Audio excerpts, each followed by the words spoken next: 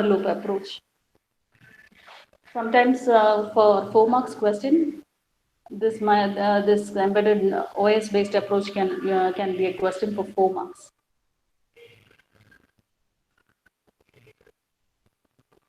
Hello,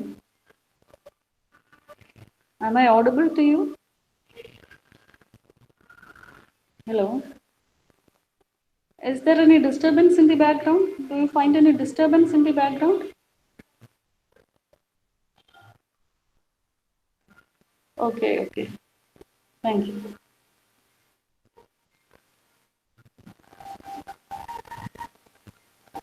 So next we are going to another section of third module.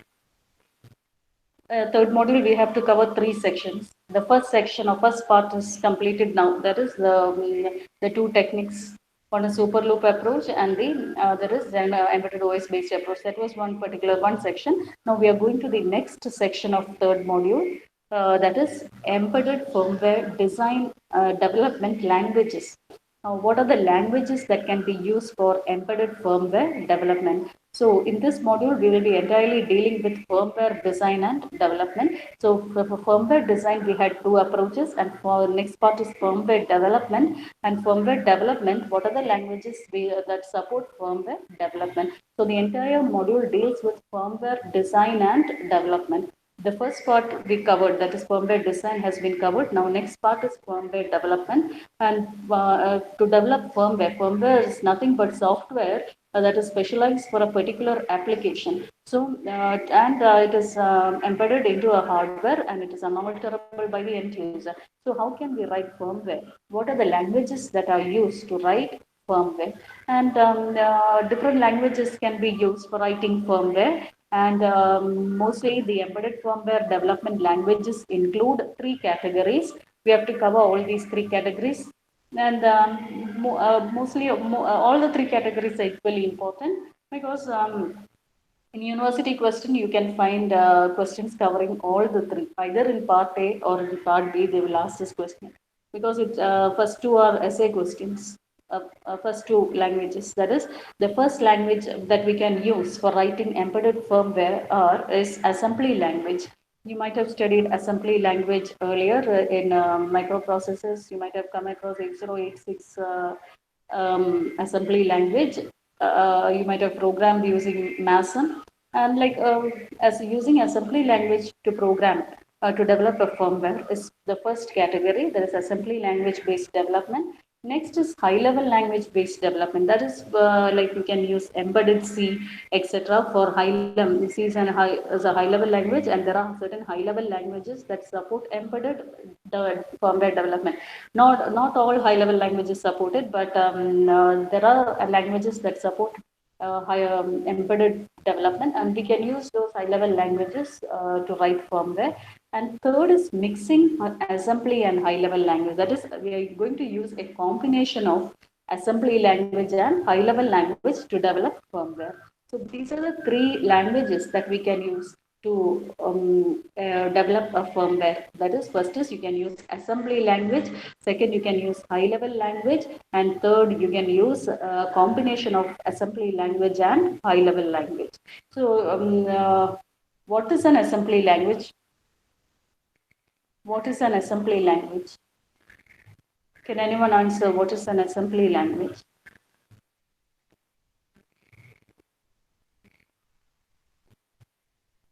Anyone?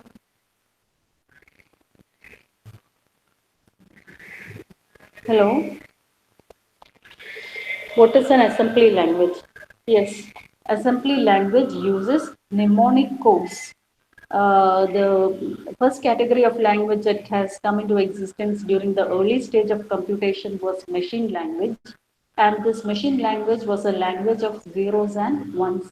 And to write a program using machine language was a tedious task. Only experts who knew the codes of machine codes could write machine language programs. So the later stage of the next higher development was the assembly language, where we can use short English codes to write programs. Like you might have written for addition, you might have written ADD, add code, mnemonic code. For subtraction, you might have written SUB, and so on. There are it depends on the instruction set of the processor, and you have to study the mnemonic codes. But it was easier when compared to studying machine language codes. So using codes to mnemonic codes or short codes to represent the instructions was the main focus of assembly language. So assembly language, if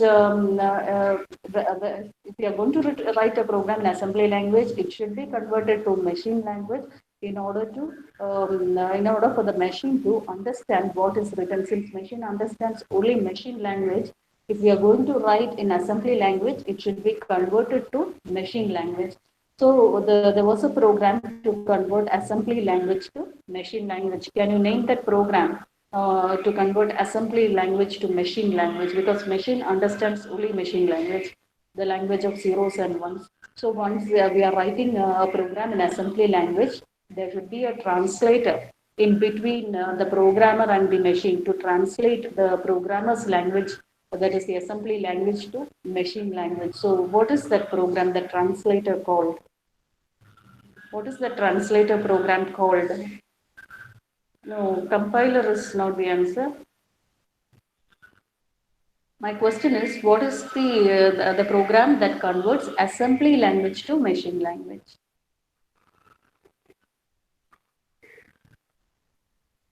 Program, name the program that converts assembly language to machine language.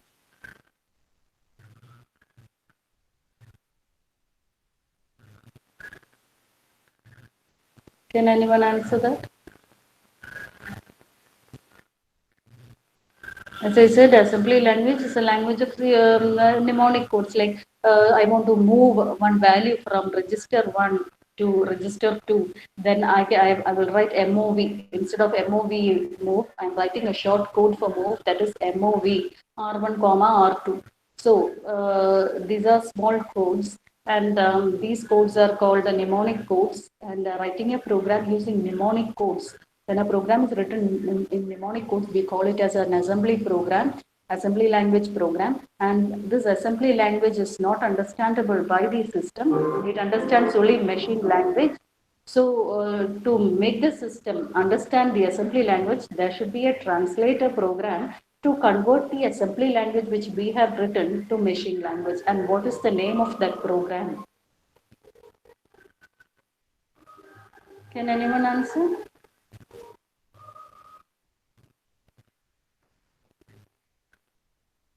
The name is there in the language itself.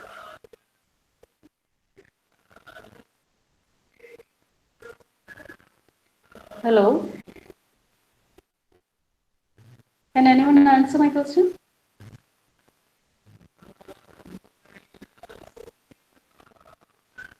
Hello? Yes, assembler. Converting assembly language to machine language. The program that converts assembly language to machine language is called assembler. And compiler is a program that converts high-level language to machine language. Somebody said compiler before. So compiler is a language that converts high-level language to machine language. Okay. Is it clear now? Is it clear now? Compiler is also a translator, but the compiler program converts high-level language to machine language. High-level language is the next advanced form of assembly language, and this high-level language, in high-level language we can write English-like text form. Like we are writing a print statement, printf, enter a number. That is an English statement. Anyway, it should be converted by the compiler to its machine language representation. System will not understand the English text that we are writing. So anything that we write, and also we declare variables like int a, b, etc. We write void main, we write names of functions, etc. All these are English-like text, and these so that is the most when compared to assembly language, is the most understandable form. But it's the most English-like form, and so to convert such a form, it is a different form than assembly language. And to convert this form to machine language, we need another translator which understands this high level language and then converts it into a machine language, and that program or that translator program is called compiler. So compiler converts high level language to machine language, and assembler converts assembly language to machine language. Anyway, if we are using machine language, it is directly understandable by the computer. There is no need for any translator. But if you are writing in assembly language, there should be an assembler program to convert it. And if you are writing in a high level language, there should be a compiler to convert it. Now, you might have noticed in C program, when you write a C program, you have to compile the program first, isn't it? After compilation only, you are running the program. So there is a compiler for converting high-level language to machine language. There is another translator program which also converts high-level language to machine language. Can you name the program? Compiler is a translator program that converts high-level language to machine language. There is another translator that converts high-level language to machine language. Can you name that translator?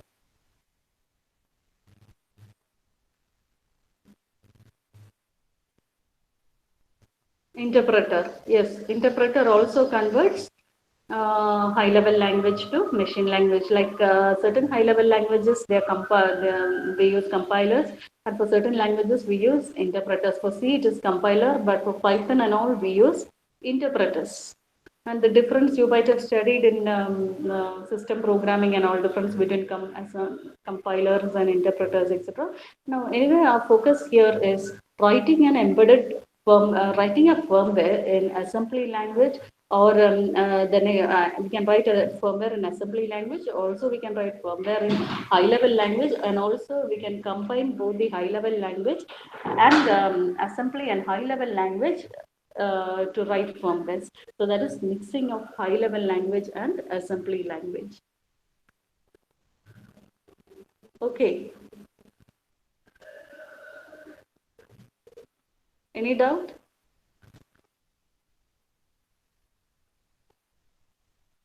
Hello? Do you have any doubt? Okay. So I'll continue with the first language. Different line for the different languages, but we are going to deal with assembly language based development.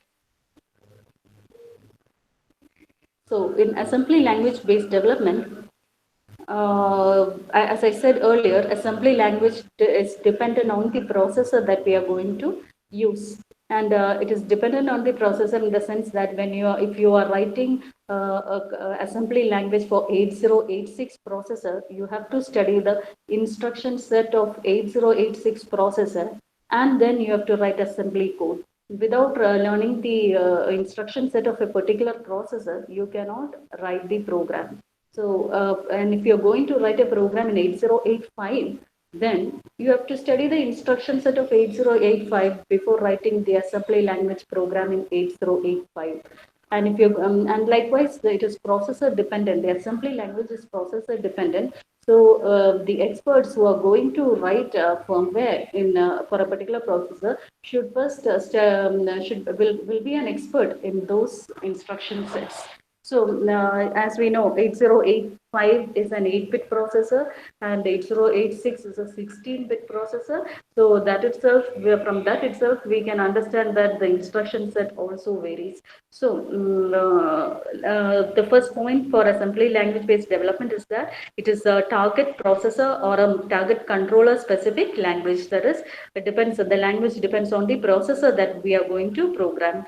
Here the controller is a microcontroller and processor is the microprocessor. So embedded systems can be developed using a microprocessor or a microcontroller. Whether you are using a microprocessor or a microcontroller, the instruction set of that particular processor or controller should be studied. So it is the language, the assembly language is controller or processor specific.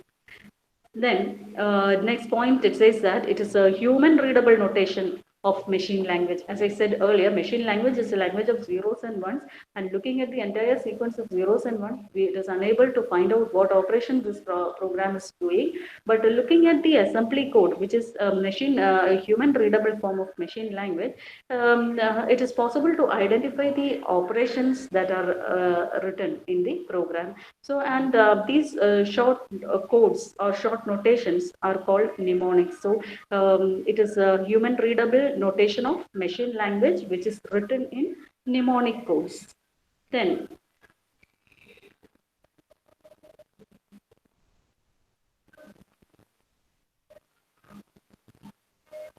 so did you understand so much?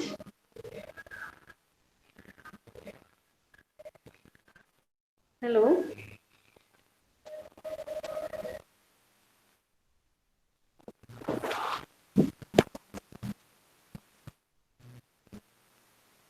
Okay.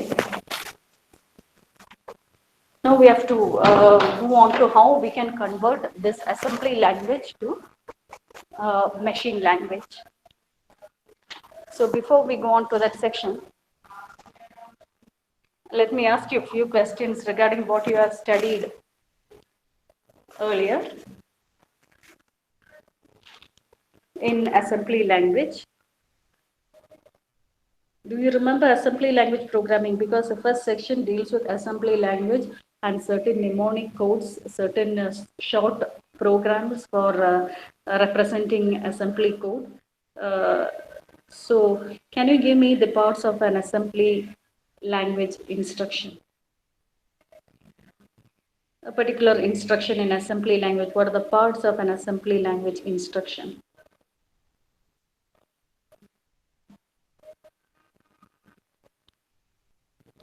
Can anyone say the different parts of an assembly language instruction?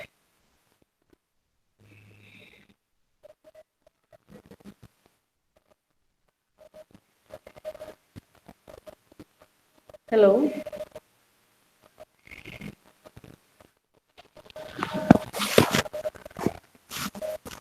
Anyone? Ashwati, do you know the parts of an assembly language instruction? Assembly language നിങ്ങൾ എഴുതിയിരുന്നില്ലേ 8085 or 8086? I think you might have studied 8086 in 6th semester. So what are the parts of an assembly language instruction? Okay. It is written in a specific format. There are different fields for an assembly language instruction.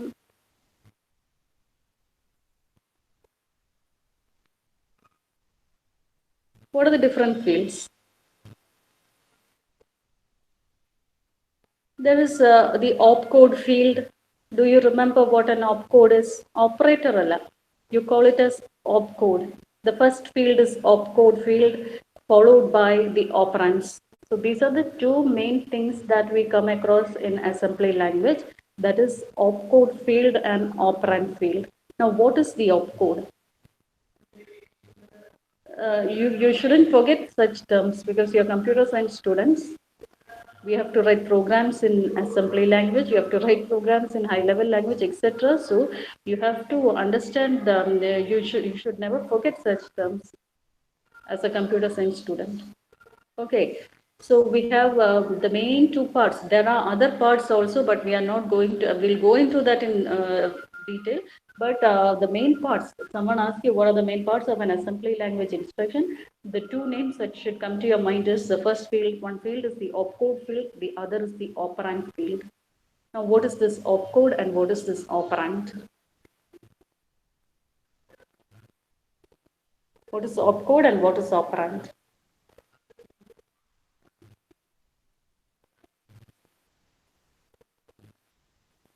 What is opcode? Opcode is a short name for a big word. What is that? What is the expansion of opcode?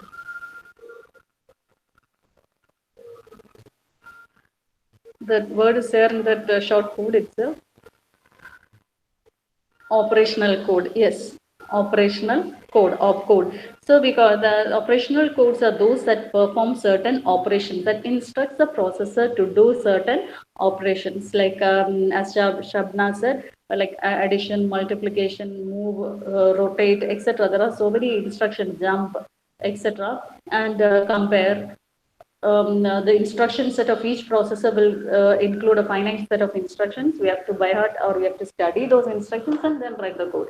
So the opcode field tells the processor what operation the system should do. Now, if it is, if I want to move a value 30 to the accumulator, I want to move a value, a number 30 to the accumulator. So we write the code as, instead of MOV, the supported mnemonic code for 8085 or 8086 processor is MOV. The short code for move operation is MOV. And MOV is the opcode. And the next, following the opcode comes the operands. Now, what are these operands? What are operands?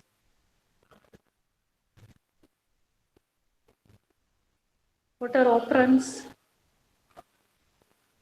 Okay, operands are the values on which a particular operation is to be done, or the data, as I said, or values or data on which the processing is to be carried out. And this data can be stored in a computer. The data can be stored in registers. It can be stored in memory locations, or it can be directly given to the instructions. So the data on which these operations are carried out is known as operands. And operands may reside in registers, or it can reside in memory locations, or it can be directly given to the instruction through a program.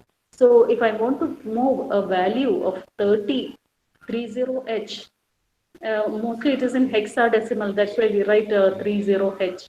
So I want to move the value of 30 to the accumulator. Then in 8085, we can write it as MOV space A. The accumulator register is represented as A, capital A, comma 30H. So operands will be separated by comma symbols. And after the opcode comes the operands. So operands, it is operands, or the number of operands for a particular opcode will be defined by the instruction set, and we following the instruction set, we can give the number of operands.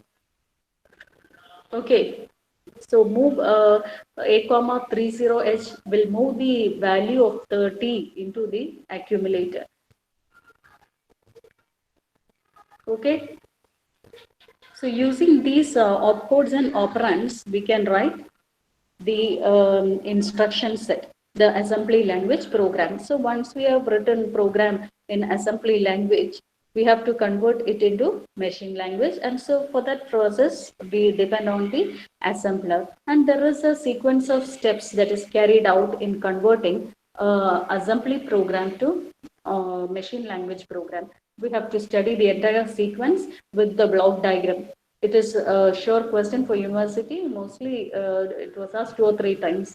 So next class we will cover that section.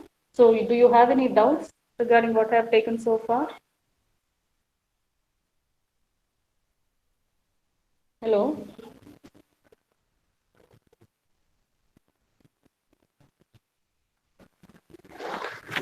Okay. Next time, next class, we will study the instruction set and different instructions that can be used. A simple examples will be shown. So now, may I please say your attendance?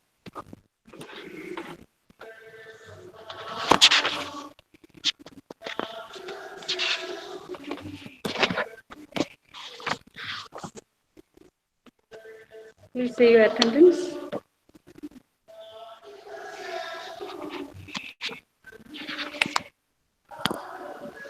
Hello. പേര് പറഞ്ഞിട്ട് attendance പറയണേ. I don't have your name list. So just say your name and your attendance. Okay. Roll number 1. Start from 1, please. Abhilash, present, miss. Abhilash. Roll number 1. Number, roll number പറഞ്ഞിട്ട് പേര് പറയണേ. Okay, number 2. Roll number 2, Abhinav. Present, Miss. Abhinav. Yes, Miss. Okay. Number 3 ഉണ്ടായിരുന്നോ? Roll number ഓർഡറിൽ 3 ഉണ്ടോ? ഇല്ല. Roll number 5 unsub. 5 ആരാ? Unsub. Unsub. Okay. അടുത്ത roll number ഏതാ? Roll number 6, Anushree. Present, Miss. 6. Okay. Number 7? Roll number 7, Arjun. Arjun. Present, okay. Miss. Roll number 8? Roll number 8, Ashwin. Present. Okay. Roll number Roll 9? number 9, Atul Dinesh. Present. Okay. Roll number 11, Adul. Satyapal present. 10 ഇല്ലല്ലേ? 10 ഇല്ല. ആ. Roll number 11, Adul Satyapal present. 12 ആരാ? 12, Febina. Febina. Okay. Then 13? 13 ഉണ്ടോ roll number? Roll number 13? ആരാ 13? Okay. ഫജറാണോ 13? Then 14? Roll number 14. Okay, Jason. Roll number 15. Roll number 15. 15 ഉണ്ടോ? Then roll number 16. Roll number 16. Roll number 17. Mridula. Okay. Roll number 18. 18 Mohammed ആണ്, ജാസിലാണ്. Okay. 19. Roll number 19. Absent. Roll number 20. Roll number 20. Absent. 21. 21 absent. 22 Sharath. 23 Sarga. 24 Shabna. 25 ഇല്ല miss, 26 Saurabh. 26 ആരാ? Saurabh. Saurabh. Okay. 27 Sriraj. Then 28 Subhan. 29 Vishnu Preet. 30 Amrita. 31 Ashwati. 32 Didina. 33 Harida. Then കഴിഞ്ഞോ? എത്ര പേരാണോ? Last number ആയിരുന്നോ ഹരിത? Hello, 34 ആണോ അമൽ? Okay. അമൽ ഉണ്ടോ? അമൽ present ആണോ? നമ്പർ 3 ആണ് അമൽ. അമൽ ആബ്സെന്റ് ആണ്. അമൽ ആബ്സെന്റ്. ഓക്കെ.